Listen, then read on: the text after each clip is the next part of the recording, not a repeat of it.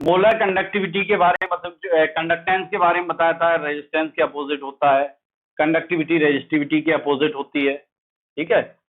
और molar conductivity का formula हमने निकाला था K × 1000/m, ये चीज हम पढ़ चुके थे।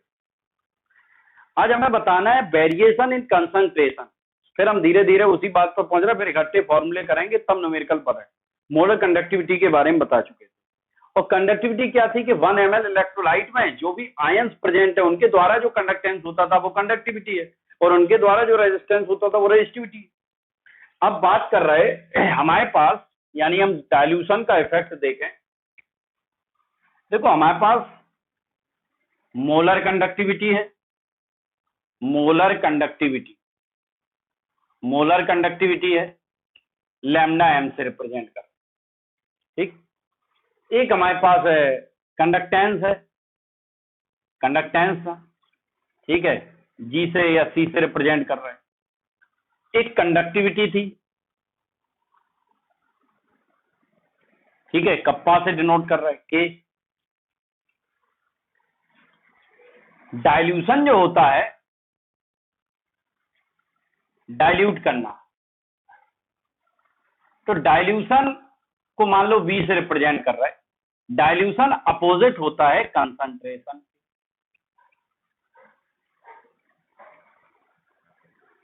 यानी C से। तो डाइल्यूशन अगर बढ़ेगा तो कंसंट्रेशन निश्चित कम होगी, उल्टा चलता है, ये चीज थोड़ा ध्यान रखना। अब इन सब पर डाइल्यूशन का क्या इफेक्ट पड़ेगा, यही है वेरिएशन इन कंसंट्रेशन। ये चीज को थोड़ा ध्यान से देखना कि डाइल्यूशन पर किस पर क्या इफेक्ट पड़ता है, ये इस सिलेबस में है तुम्हारे में, और इसकी थोड़ा ध्यान देना। देखो अब सुनो, तो डाइल्यूशन पर क्या इफेक्ट पड़ने वाला है, तो डाइल्यूशन पर इफेक्ट पड़ने वाला है कि जैसे सपोज, ये चीज थोड़ा यहां से देखना, मान लो 1 ml वॉल्यूम था और करंट को ले जाने का काम कंडक्टेंस कौन कर रहा है, नंबर ऑफ आयंस, क्योंकि इलेक्ट्रोलाइट में आयंस प्रेजेंट है। मान लो इसके पास 10 आयंस प्रेजेंट 1 ml, ये ले जा रहा है, इसके कंडक्टेंस इसके द्वारा हो रहा, किसके द्वारा, 10 आयंस। अब हमने क्या किया, वॉल्यूम बढ़ा दिया, वॉल्यूम बढ़ा दिया। वॉल्यूम बढ़ाने का मतलब है डाइल्यूशन, डाइल्यूशन कर दिया, डाइल्यूट कर दिया, भाई ml वॉल्यूम बढ़ गया, लेकिन आयंस की संख्या तो उतनी ही रही। तो जहां पहले 1 ml में 10 आयंस जो है कंडक्टिविटी फ्लो कर रहे थे, अब क्या हुआ कि वॉल्यूम बढ़ गया लेकिन नंबर ऑफ आयंस उतने ही। तो बताओ इस वॉल्यूम के कंपेयर में ये आयंस की संख्या कम नहीं हुई। जहां 1 ml 10 से काम चला रहा था, अब 2 ml को उन्हीं 10 से काम चलाना पड़ रहा। यानी डाइल्यूशन तुमने जो बढ़ाया है वो नंबर ऑफ आयंस जो है कम हो गए। और कंडक्टिविटी काय पे डिपेंड करती थी, उन आयंस पर, क्योंकि कंडक्टिविटी क्या थी, 1 ml में 1 ml इलेक्ट्रोलाइट में जो आयंस है उनके द्वारा कंडक्टेंस जो होता था उसी को कंडक्टिविटी। अब ml तो बढ़ गया, आयंस और कम हो गए उसके कंपेयर में। जहां 1 ml में 10 से, अब 2 ml में ही 10 से काम चल रहा, 3 ml में ही 10 से काम चल रहा। तो जहां 1 ml बढ़िया 10 से काम चला रहा था, अब संख्या बढ़ गई ml की, काम चल रहा 10। तो इसका मतलब यह है कि आयंस की संख्या ml के कंपेयर में कम होती चली। तो number of ions per unit volume कम हो गए, तो बताओ कंडक्टिविटी कम नहीं हो जाएगी। तो डाइल्यूशन बढ़ाने पर, यहां लिख रहे हैं डाइल्यूशन, तो डाइल्यूशन बढ़ाने पर क्या हुआ, डाइल्यूशन माने V। तो डाइल्यूशन अगर तुमने बढ़ा दिया, डाइल्यूशन अगर बढ़ गया तो इससे कंडक्टिविटी कम हो जाती है, क्योंकि conductivity depend on number of ions presented पर यूनिट वॉल्यूम। वही 1 ml वॉल्यूम में जो थे उनकी संख्या कम नहीं हो गई, लेकिन मोलर कंडक्टिविटी बढ़ती है, कंडक्टेंस बढ़ता है, सब कुछ बढ़ता है, कंडक्टिविटी घटती है। हमने एक बात समझा दी, क्योंकि कंडक्टिविटी क्यों घटती है, क्योंकि नंबर ऑफ आयंस प्रेजेंटेड पर यूनिट वॉल्यूम डिक्रीज हो रहा है। ठीक है, तो डाइल्यूशन बढ़ाओगे तो number of ions present in पर यूनिट वॉल्यूम, ठीक है, वो डिक्रीज हो जाएंगे। डिक्रीज कब? जब डाइल्यूशन को इंक्रीज करो। तो number of ions per unit volume decrease हो रहा है, जिससे कंडक्टिविटी क्या हो जाएगी? कंडक्टिविटी घट जाएगी। यहां तक तो लगभग क्लियर। फिर मोलर कंडक्टिविटी ये सब काय बढ़ रहे हैं, वो चीज समझ। ठीक है, तो देखो सब कुछ बढ़ रहा है। डाइल्यूशन बढ़ाने पर, डाइल्यूशन बढ़ा रहे हैं, हम कहते हैं कंसंट्रेशन कम कर रहे हैं। डाइल्यूशन बढ़ाने पर या कंसंट्रेशन कम करने पर तुम तो एक से दिमाग रखो कि डाइल्यूशन बढ़ा रहे हो, वो उसी का अपोजिट कर दिया कभी कंसंट्रेशन। तो डाइल्यूशन बढ़ाने पर सब कुछ इंक्रीज कर रहा, लेकिन कंडक्टिविटी डिक्रीज कर रही, क्योंकि कंडक्टिविटी डिपेंड करती है नंबर ऑफ आयंस प्रेजेंटेड पर यूनिट वॉल्यूम पर। लेकिन वॉल्यूम तो बढ़ गया, नंबर ऑफ आयंस उसके कंपेयर में नहीं बढ़े। अगर जैसे 2 ml हो गया वॉल्यूम और ये हो जाते 20 आयन, तो बताओ कंडक्टिविटी बढ़ जाती, क्योंकि नंबर ऑफ आयंस भी तो इंक्रीज कर रहा है, वो नहीं बढ़े। क्लियर? चलो दूसरी बात, ये हम इधर को खत्म कर रहे हैं, इसका स्क्रीनशॉट या जो भी है ले लेना। चलिए अब हम बात करते, अब तुम्हारे दिमाग में ये आ रहा होगा कि ठीक है हमने डाइल्यूट करते गए, तब बराबर ही डाइल्यूट माने ऐसे मिला के पानी डालते गए तो मिला के ये तो बढ़ती ही जाएगी, तुझे मजा आ जाएगा। बोले अपने हाथ का है, एक डिब्बा और डालो बराबर बढ़ाते जा रहे, मोलर कंडक्टिविटी तो बढ़ रही। तो डाइल्यूशन बढ़ाने पे मोलर कंडक्टिविटी बढ़ रही, बस कंडक्टिविटी डिक्रीज हो रही, मोलर कंडक्टिविटी तो बढ़ रही। तो एक समय ऐसा आएगा बराबर तुम डाइल्यूट करते जाओ बढ़ती ही जाएगी, ऐसा नहीं। सुनो, जैसे मान लो, सुनना है, ग्राफ से थोड़ा क्लियर कर रहे हैं हम, जो चीज पे पहुंचना चाहते हैं वो चीज समझो। ये मान लो वॉल्यूम है और ये मान लो मोलर कंडक्टिविटी है, Simon centimetre square mole inverse में ले रहा यूनिट इसकी होती है। साइमन सेंटीमीटर के साथ मोल भी लगाओ तब मोलर कंडक्टिविटी है। कंडक्टिविटी की यूनिट क्या बताई थी? साइमन सेंटीमीटर इनवर्स, यहाँ साइमन सेंटीमीटर स्क्वायर मोल भी लगा है तो मोलर कंडक्टिविटी। मान लो पहले वॉल्यूम 10 ml था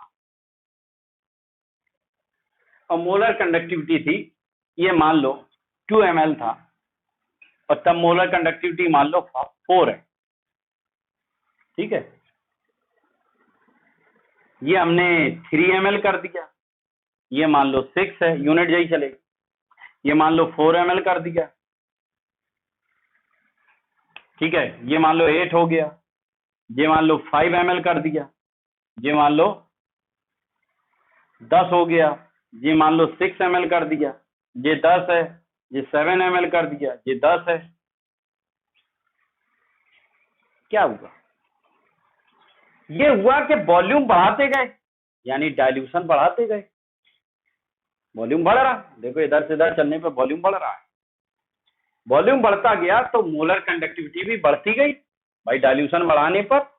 ये वॉल्यूम का मतलब यहाँ डाइल्यूशन है, डाइल्यूट करते जा रहे, तो डाइल्यूशन बढ़ रहा है तो बताओ यानी वॉल्यूम बढ़ रहा है, और वॉल्यूम बढ़ रहा है तो मोलर कंडक्टिविटी भी बढ़ती है, बस कंडक्टिविटी घटती है। मोलर कंडक्टिविटी बढ़ रही, दो फिर ये इतनी बड़ी, फिर ये फिर बढ़ गई, बढ़ती जा रही। एक समय एक वॉल्यूम ऐसा आया जिस पे मोलर कंडक्टिविटी फिर उसके बाद नहीं बढ़ी।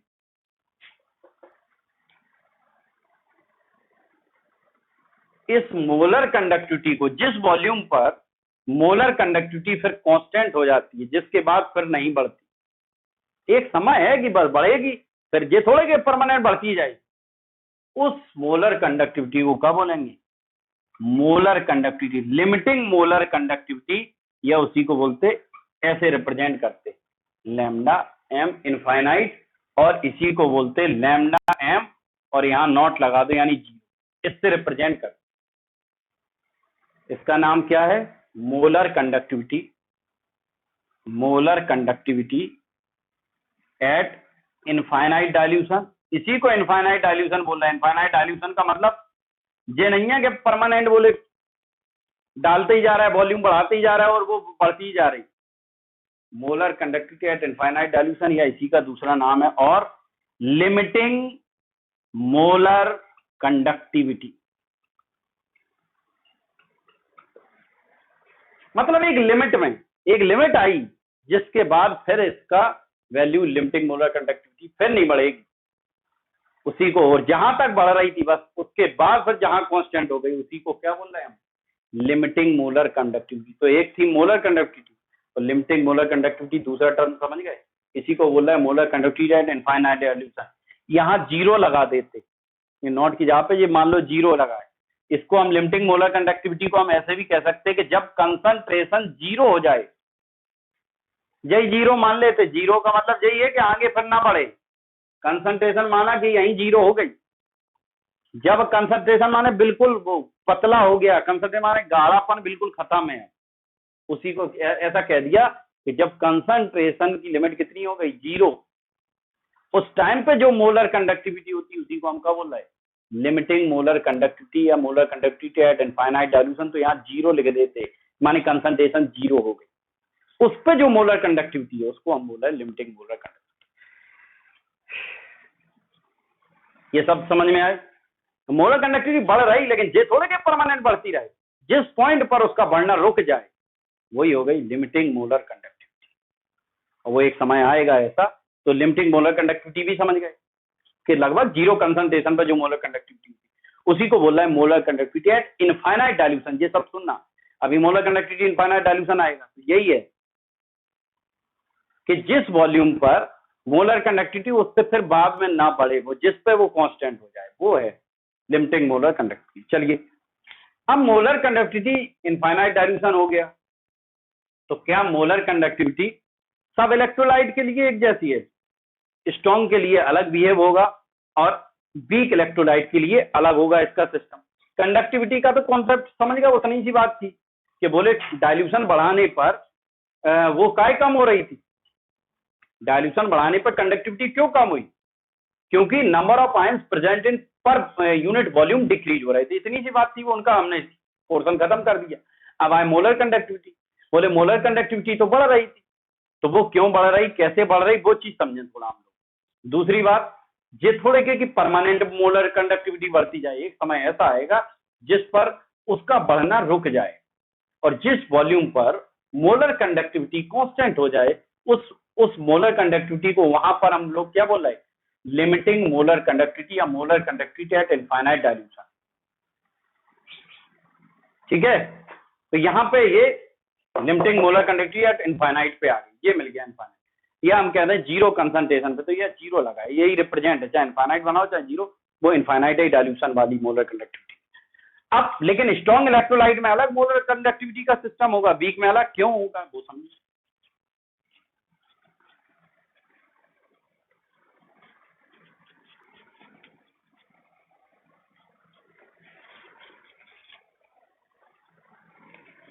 देखो, एक है स्ट्रॉन्ग इलेक्ट्रोलाइट,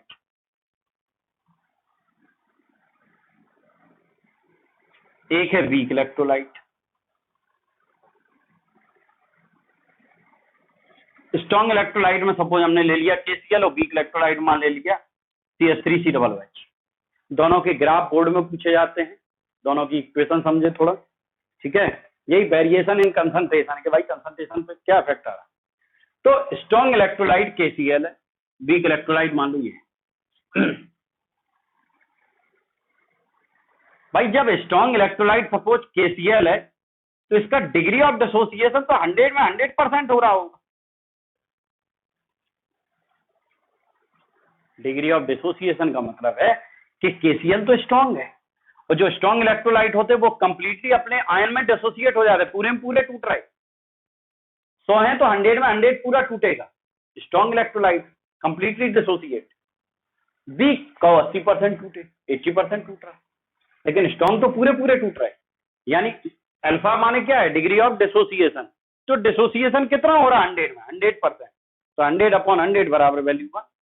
तो स्ट्रॉन्ग इलेक्ट्रोलाइट में जैसे मान लो उसमें वो 50 आयनों में टूट रहा, तो स्ट्रॉन्ग इलेक्ट्रोलाइट के नंबर ऑफ आयंस तो फिक्स है, वो 50 में 50 में टूट गया पहले ही से। तो क्या आयंस की संख्या स्ट्रॉन्ग इलेक्ट्रोलाइट में मिलेगी? जब तुमने डाइल्यूशन कर रहे, डाइल्यूशन किया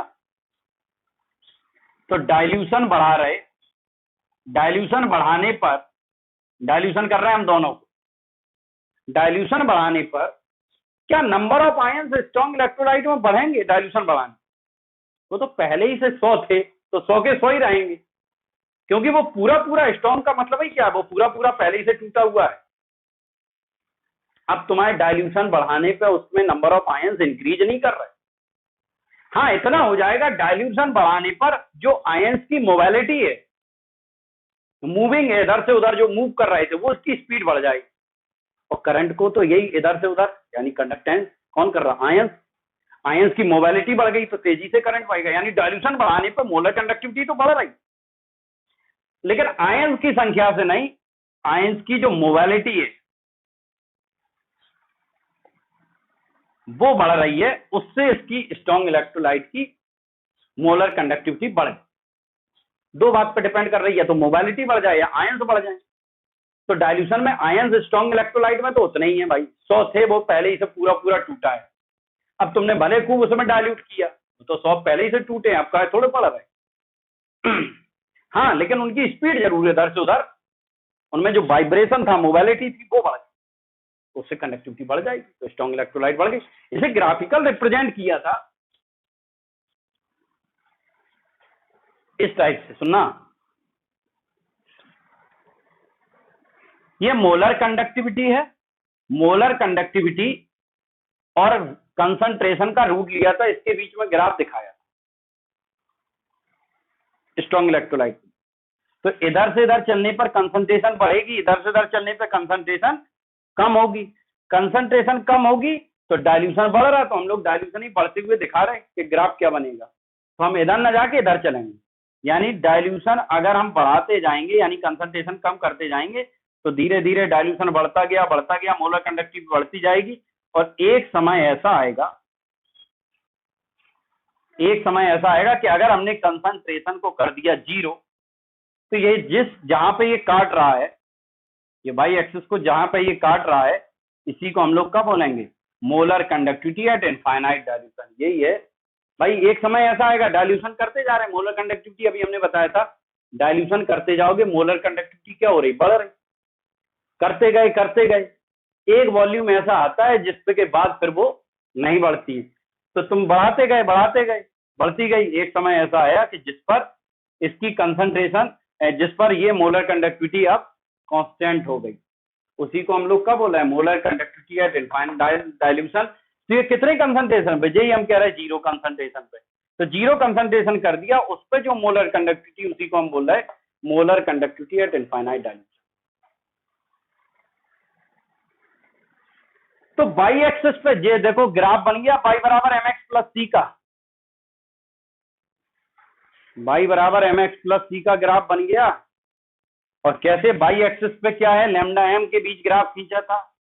एक्स एक्सिस पे क्या है? कंसंट्रेशन। एम माने स्लोप, स्लोप मान लो कुछ भी, बी मान लो, और स्लोप उल्टा है माने माइनस, प्लस सी इंटरसेप्ट कहां कर रहा? Lambda M infinite.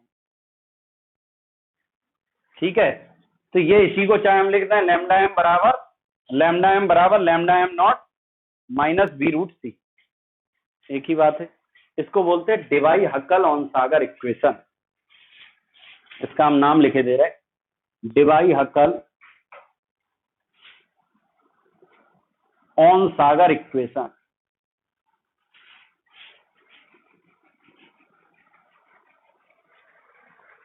Dibai हक्कल ऑन-सागर equation,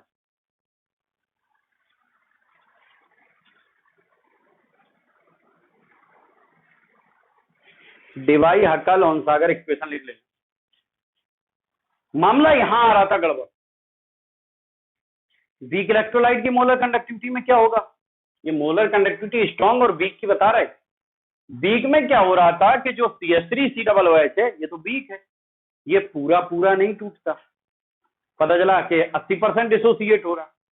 तो जब तुमने डाइल्यूट किया तो उसकी वजह से उसका फोर्स जो है, वो फोर्स जो लग रहा था CH3 COOH में मान लो ये फोर्स लग रहा है ये बीच में, तो अब ये पहले इसे पूरा 80% मान लो टूटा था, ठीक है।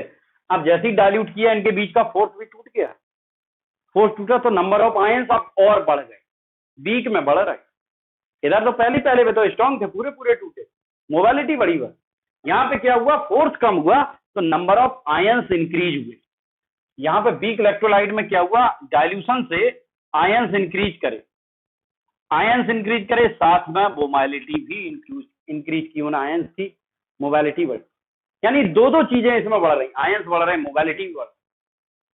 तो अगर हम इसका ग्राफ देखते हैं किस किस के बीच में, लैम्डा एम और कंसर्न रूट सी के बीच में, तो कंसंट्रेशन इधर से इधर जाओगे बढ़ेगी, इधर से इधर कम हो रही, तो हम कम करते जा रहे।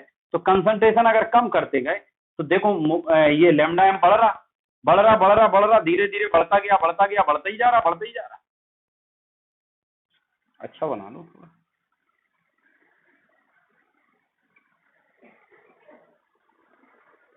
Rectangular hyperbola. अब तुम एक चीज देख रहा है इसमें तो एक समय ऐसा था कि लिमिटिंग आ गई थी, एक स्टेज आ गई थी, उसके बाद इसने काट दिया यहाँ भाई, अब नहीं बढ़ रही। लेकिन यहाँ तो तुमने डाइल्यूशन बढ़ाया, बढ़ती ही जा रही। ऐसा होगा तो कहाँ काटेगा, कोई निश्चित नहीं है, इनफाइनाइट, पता नहीं कहाँ काट रहा। तो फिर अगर वीक इलेक्ट्रोलाइट की तुम्हें मोलर कंडक्टिविटी इनफाइनाइट पे निकालनी हो तो क्या होगा, यहाँ तो इनफाइनाइट आ ही नहीं रहा, मोलर कंडक्टिविटी एट इनफाइनाइट यहाँ आ गया था, लेकिन इधर नहीं मिल रहा, पैरेलल चल रही। तो वीक इलेक्ट्रोलाइट की मोलर कंडक्टिविटी अगर इनफाइनाइट डाइल्यूशन पे निकालनी है तो वो समस्या यहां आ गई थी ग्राफिकल में, उसे समझाने इनने तो ग्राफ से रिप्रेजेंट कर दिया था, बोले यहां आ गया, इन्हें दिक्कत आ गई थी, ये तो काटा ही नहीं था। उसके लिए पैदा हुए कोहलरास लॉ। फिर इसको समझाने के लिए क्या आया, कोहलरास लॉ अब आए। तो कोहलरास लॉ ने स्पेशल बताया था, बोले वीक इलेक्ट्रोलाइट के लिए अगर मोलर कंडक्टिविटी इनफाइनाइट डाइल्यूशन पे निकालनी है तो बोले हम बताएंगे क्या करना। हालांकि अप्लाई सब पे हो जाता है, स्ट्रॉन्ग पे भी वीक पे, लेकिन स्पेशल मान ले फिर इसी प्रॉब्लम को सॉल्व करने के लिए तब कोहलरास लॉ आया। अब कोहलरास लॉ क्या है, इसके बारे में हम लोग डिस्कशन करेंगे कल। पहले मतलब कल का मतलब इसके बारे में